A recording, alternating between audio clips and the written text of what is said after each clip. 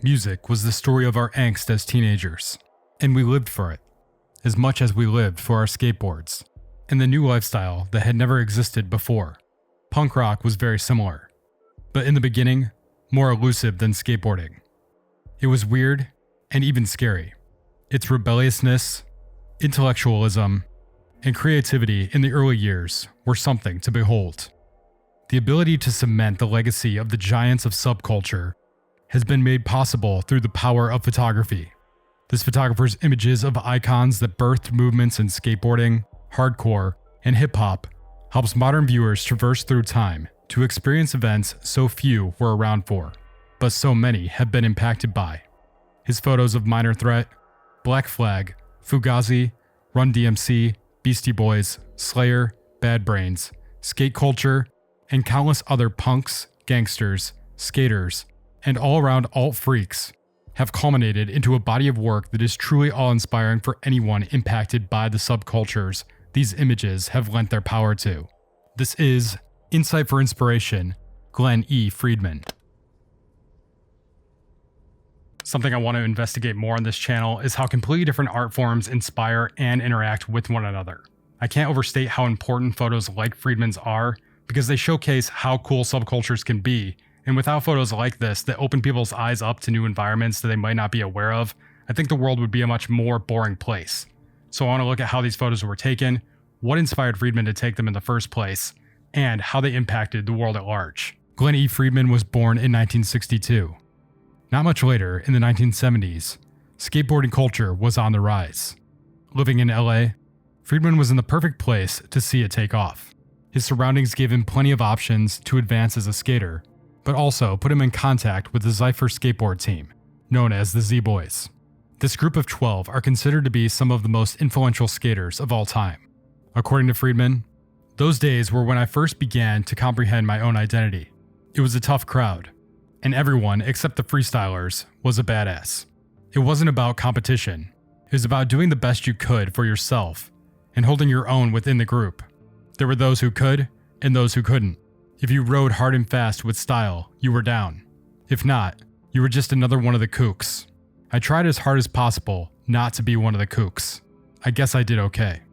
As he developed as a skater, he also developed as a photographer. Initially, he carried an Instamatic camera with him, which he had been using in his 7th grade photography class. Its size and ease of use made it incredibly practical for shooting when skating, until he wanted to take things more seriously. I was trying to share images of what I thought was interesting with other people. I realized to get published, I did need to take a step up. I borrowed a 35mm camera from someone and had some good results. From there, Friedman stepped up even further by getting published for the first time at the age of 14 in Skateboarder magazine, after being pushed to do so by the members of the Z Boys. As one of the youngest people to hang out with these skaters, he attributes his growing skills that laid the groundwork for what he would become as a photographer to this time, because Friedman felt a need to get high-quality pictures of his older peers and prove himself to them, saying he was practically forced to get great shots. The interconnection of subcultures of skaters and fans of hip-hop and hardcore music helped him make connections that would take his photography career even further. Black Flag bassist Chuck Dukowski reflected on this by writing, "What intrigued me was that he was a photographer for Skateboarder magazine. Not only was skateboarding part of my culture as a Southern Californian, but I knew that the energy and the intensity of punk rock and the energy and intensity of skateboarding were, at their core, the same thing." Glen captured and framed that perfectly. In my eyes, and in the eyes of anyone who's a true fan of the genre, Minor Threat are one of the most influential bands in the history of punk and hardcore. They defined much of what hardcore became, and continue to influence just about every band in the genre to greater or lesser extents. Primarily known for coining the straight edge movement, they continue to influence the genre today through the multitude of bands that they went on to spawn, who were out of step with the world, and are now either defunct, on hiatus, or still active to this day. They further influenced independent music through Discord Records, which was established and is still run by members of the band. The Salad Days photo of Minor Threat at the Discord house has to be one of the most well-known photos of any hardcore band ever. Reflecting on this photo, Friedman stated, "In the new book, I show all the outtakes, and that one was the perfect shot, in my opinion. It's well composed, the characters look great. For some reason, people just latched onto it. People visit there almost every day to sit on that porch and take the same picture. And if they're lucky, Ian is working, and they might get him in the photo. I can't really explain it, other than people relate to it and they love it. That's cool. Friedman shot just about 200 images of Minor Threat that speak to the quality of his work because 140 of those images made the cut for this book. I'm pretty proud of it actually. That's how I've always shot. I shoot it to count. Film was not a resource I had a lot of access to. You had to pay to shoot. Each image counts. You've got to get it processed, you've got to pay for the film, and you've got to get prints made. And there really weren't any places to have stuff published back then. There was no way for people to see them. You're just doing it because you love it, and hopefully, sharing it in the few places that people might be able to see it. But there's no guarantee, and usually they didn't. That's why we have these books. The photos in this book were taken from 3 shows. The Barn in LA, at the original 930 Club in Washington, D.C., and at CBGB's in New York City, which Friedman claims were all phenomenal. They were all shows that to anyone who saw them, it was life-altering. Friedman speaks of his time shooting Minor Threat as something that truly inspired him because of the band's integrity. That integrity and the extreme presence they had both as a band and in frontman Ian MacKaye himself are what Friedman believes solidified their legacy. Although he's happy with this work, he believes it had little to do with their lasting impact, in the way that his photos may have had for other groups. Regardless of how much of an impact they had then, these photos will stand the test of time, as they give those of us who weren't fortunate enough to experience these events the ability to imagine what those shows must have been like. Beyond skateboarding and hardcore, Friedman has also created a large body of work within the world of hip-hop. Public Enemy, LL Cool J, the Beastie Boys, Run-D.M.C, Ice-T, and several other groups and artists have all been photographed by Friedman. His access into the world of hip-hop was through producers Rick Rubin and Russell Simmons. According to Friedman, I had shot some photos of the Beastie Boys, and they got exposed to Rick and Russell. They loved them. They freaked out because they had never seen a photo session like that before, where there were so many great photos. So then it would come time to do a record cover, and we would talk about it. No one in my life has ever art directed me at a photo session.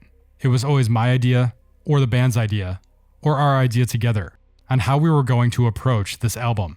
At least 80 to 90% of the bands I shot, I was a fan of. I really liked what was on the records. Or I was friends with the group, and even if I didn't like what was on the record, I would help them out.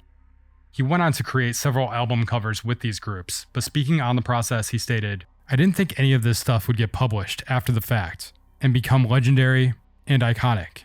You didn't think that way back then. You're just living in the moment. Something can't be iconic until it's respected. I knew that what I was shooting was important, be it Tony Alva doing a frontside air at the Dog Bowl, or Black Flag playing a club in LA in 1981. Black Flag's DIY mentality and work ethic clearly align with a lot of what Friedman was doing, whether they had no values or not. The band paved the way for how other independent bands toured throughout the United States to this day. They became one of the most well-known hardcore bands of all time, and they took the genre to strange places with their endless rotation of band members that most consistently included Henry Rollins and Greg Ginn.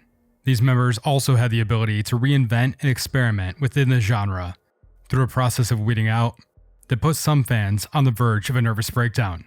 Friedman's recent release of a book of his Black Flag photos titled What I See consists of images created from 1982 to 1983. Bass player Chuck Dukowski reflects on Friedman's work by saying, "These photos encapsulate performances I will always remember, and shows I have forgotten. Their memory, lost in a blur of gear loaded in and out of vans in nightclub alleys, thousands of times over. We worked like our lives depended on it, and that tension, energy, and drama played itself out in our live shows." Dukowski attributes Friedman's work with skateboarding as a major factor of what gave him the ability to get up close in a way that allowed him to create photos of bands that truly captured the energy of their live performances. This work displays a police story of the friction between police and punks at the time. The early days in the fight for the legalization of weed amongst the American West, and the encapsulation of an era of art history with an impact that maybe still hasn't been fully recognized or appreciated, specifically as a reflection of the issues youth cultures continue to stand against to this day, even if those issues have transformed and changed as younger generations attempt to rise above. Beyond the few artists he shot significant amounts of photos of, he also shot many other bands in hardcore that were included in a zine called My Rules. The list of legendary bands is too long to recount here, but it includes Dead Kennedys, Bad Brains, The Misfits, Husker Du, Social Distortion, and The Descendants. It's clear that he saw the need to document this era in music because of its obscurity and absence of documentation, even in terms of listening to the music itself outside of live events. It doesn't take much to imagine how much the genre was lacking in film, photography, or video documentation. Friedman writes, "In 1979, I had heard of the band Black Flag, but I had not yet heard their music. Obviously, you could not go online to look them up. You couldn't even go to the radio and listen for them. There were only a few radio shows around the world that would play punk rock at all. They were very obscure, and you had to listen at weird hours of the night, at most once a week or even once a month, if you could even find them. To say they were few and far between is an understatement. You had to know where you could buy independent and imported records to get to hear most of these bands." His documentation of all these bands, artists, skaters is significant, but the images that he made of one band stand above all the rest in my mind. That band is... While most photographers were taking photos of Fugazi, Glen was making photos with us, is a statement from vocalist and guitarist Ian MacKay that perfectly describes Friedman's experience with the band. Fugazi laid the foundation for the post-hardcore genre, much in the same way Minor Threat and Black Flag had done for hardcore, as far as the sound they established was concerned. As far as how they conducted themselves, Fugazi is truly unlike any other band that existed before or afterwards. This includes Fugazi's ethics of ensuring that all that wanted to see their shows had the ability to access them by setting the price for each show at $5, by making sure anyone who attended could enjoy the experience by stopping any of the violence or moshing when it broke out, by playing shows of music from their large catalog without using a set list, pressing that music through their own record label, and the pure energy they emanated while on stage playing that music live. Those live aspects were caught in a way that can be felt by looking through Friedman's photos of the band. The book, Keep Your Eyes Open, features photos from throughout the entirety of the band's history, and was originally released 20 years to the date after their first performance.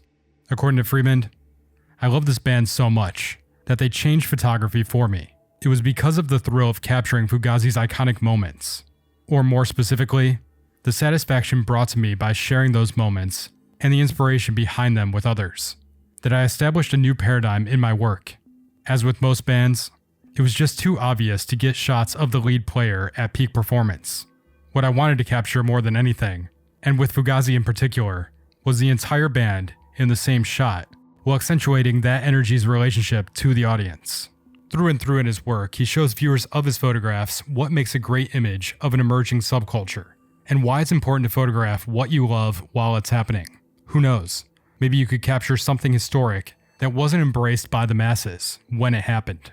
In one more statement from Friedman reflecting on this, "Luckily, we do have these beautiful images that I was creating over the years with the subjects that tell the story and make it more vivid for people who weren't there, and even for people who were there.